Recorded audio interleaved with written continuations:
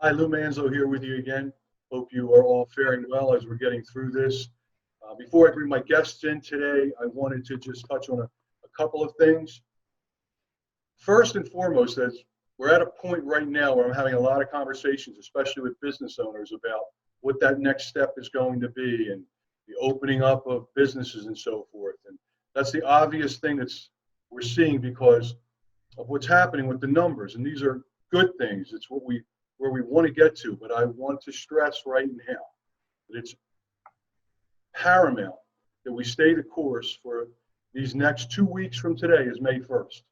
And, even though we've seen our governor and other governors in the Northeast push the presumed date of getting back to some sense of norm to May 15th, we've got to get through these next couple of weeks. And they are going to be difficult because we are going to see an upsurge in the numbers, as you've seen in reading the updates, especially on the fatality end.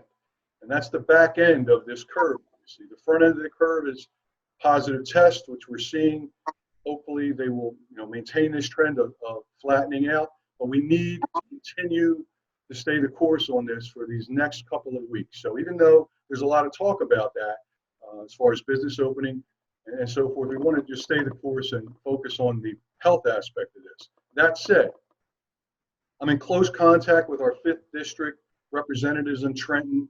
They're very responsive whenever I reach out to them, and clearly at no other time in our history is the relationship that we have with the Senate President been more important than right now. So I'm in contact with him on a regular basis, having phone calls where he's giving me insight to what they're talking about in Trenton, legislation that's pending, working with the governor. And so when the time comes, and we are getting there, we're almost there, when we need to press our residents' opinions on this, as far as opening business and so forth, and it is a focus of ours because we're concerned about our business owners in town, we will have a seat at that table to be able to get our opinions in the ears of the Senate President as they're moving forward with what's going to happen in Trenton. So I want you to all realize that, but right now we want to stay the course on the health side of things. On that topic, yesterday, was it Thursday, I guess, I'm losing my days, there was the second county drive-through event that took place at Rowan College in South Jersey. There were 110 tests administered yesterday. The next scheduled date is next Thursday, the 23rd. And in my update, you see the phone number that you can call to have a pre-screening conversation and schedule a test if you fit the criteria. So between now, actually it's the weekend now when you're seeing this, starting Monday morning, you'll be able to call that number and go through a pre-screening questionnaire and get a test scheduled at the drive-through event next Thursday. Also on the county front, our county Department of Economic Development has done, yeoman's work. Tom Bianco leading that crew, just tremendous support, right down to the nitty-gritty of helping people with their unemployment, claims and filings and stuff with the Small Business Association. So I stress that if you have any questions or concerns and you're not getting, feedback or answers that you want, you can use that office, and that phone number is listed in the updates to leverage them directly. As I said, we're going to have a couple of guests with us today, and those guests are joining me now, and it's Committeewoman Julie DeLaurentis and Committeeman John Williams. Welcome, guys. How we doing? Doing great, Mr. Mayor. Welcome. Thank you for having us. Good to see you. We've gotten to see each other in person the last couple of days because we were at the county, the local Harrison mask distribution event that we've had in town the last few days or last couple of days. So actually, that's what I want to talk a little bit about with both of you today, which is how that happened. So Julie, I'll start with you first. The last 2 days, Wednesday and Thursday, we had that event at Pleasant Valley School. How did it go? It was very well organized. The police did a great job setting everything up. And we've had employees as well as volunteers helping distribute the masks. So I think we all agree it's gone very smoothly. We have one more day tomorrow, Saturday, from 10 a.m. to 1. And what we're doing is each household gets 2 masks to be used for essential trips to, say, the grocery store or to pick up their prescriptions. So one more day planned at this point. And it really couldn't, I think it's gone very, very well planned. Yes, so in my update, there's probably a link to our Facebook page, which you can view the little piece on Fox 29 that aired last night on their 5 o'clock news. And again, it just shows really the message of that piece on Fox 29 is about how the community has come together with business owners and other benefactors, pledging dollars to purchase those masks to protect our residents. So great stuff. One of the things that we did, John, is to recognize and maybe give some, preferential treatment to our to the people that are living in our one retirement community, Spicer Estates. Yeah. We didn't have them come to the actual event for the distribution. We went about it a different way. Tell us a little bit about that. Well, yeah. It was what we did is the 5 committee members. We all were there yesterday, actually distributing masks, and it was great. It was, we all had the opportunity to meet a few different people there, and just distribute masks, and they were very appreciative, and it was great to get out and see some people while social distancing at the same time. Right. We ran into a few groups of walkers who we were impressed with seeing that, if there were 4 or 5 of them together, they were walking, 8 to 10 feet apart. They weren't right next to each other. They didn't have their masks yet. And again, the feedback was positive. Another group that we gave some preferential treatment to, Julie, was our frontline healthcare workers or healthcare workers of any kind. As they came through the line when presenting the proper ID to show that they were in that industry, we also gave them some preferential treatment. So tell us what that was and why you think that's important. Well, thank you. So we heard from some of our healthcare workers that they're the soldiers on the front line for us, and we really appreciate everything they're doing. They were having their employers, out of necessity, were really asking them to extend the usage of some of their PPE beyond what they would normally do. And so we thought it was important to show our support to these great people and let them, get more than 2 masks if they need it and when they go through the line. And I really think it's wonderful that we're able to do that.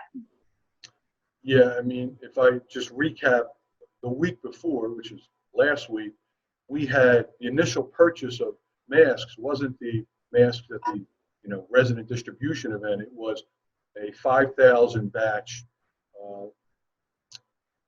5,000 masks that we had given directly to Inspira Hospital to be used within the facility for their people on the front lines, and also for other people, patients, and so forth.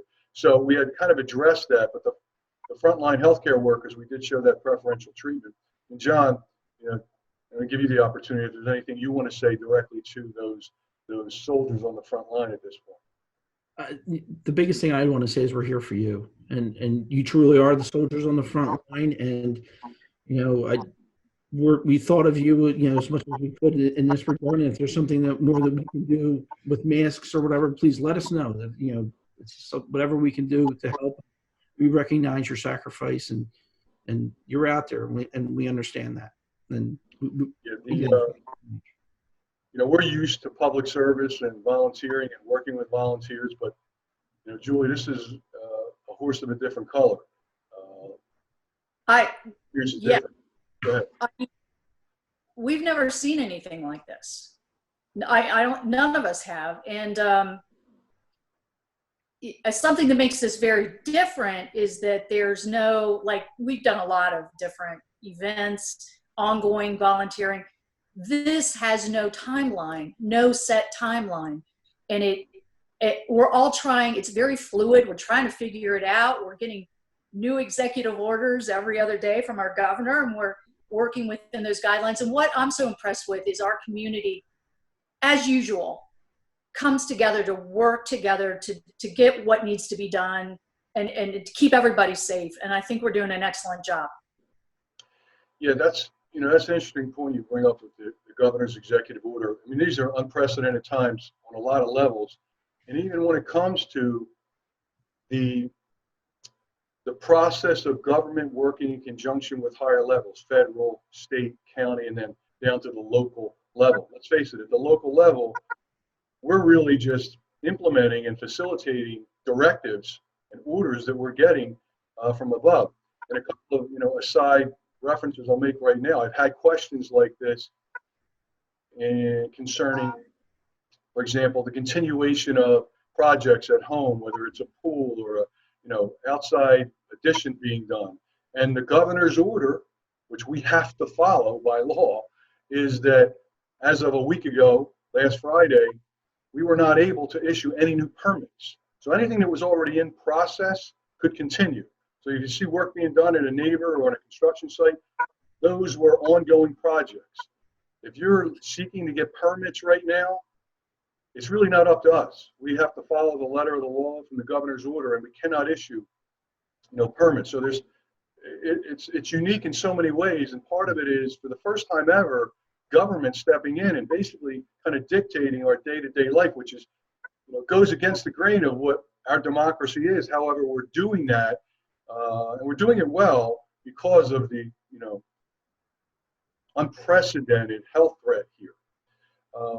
That being said, locally, what we've been able to do in our initiatives, and we have received a lot of good feedback on the initiatives that we put in place, the updates that we're putting out almost on a daily basis, the outreach program that you guys really were, at the ground level of implementing and getting started with, calling our senior community and those that are most vulnerable to have direct contact with someone.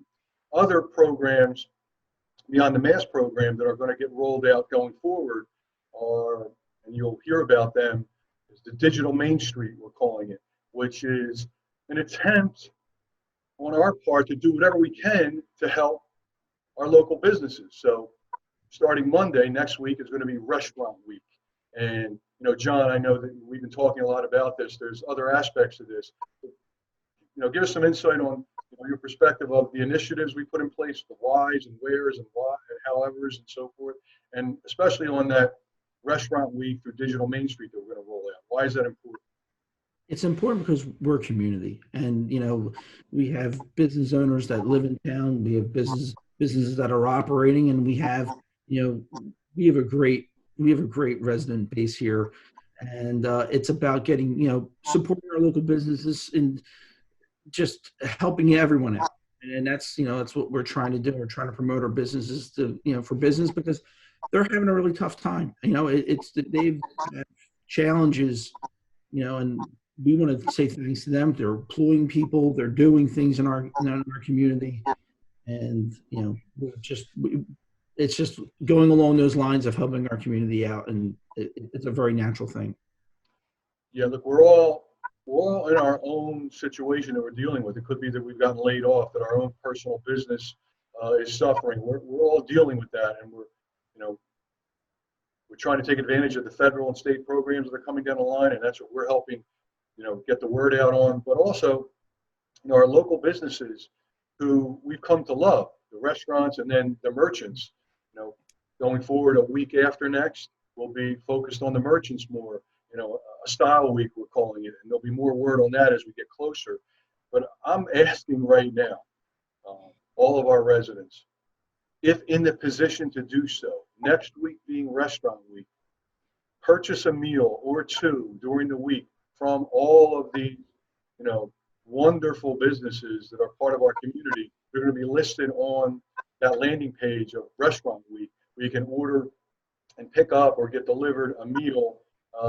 Take a little weight off of whoever's cooking the meals in the house, and also spend a couple dollars if you're in a position to do so with these business owners and restaurant owners that are so important to us, to keep them getting through this. So on the other side of it, they're still there for us.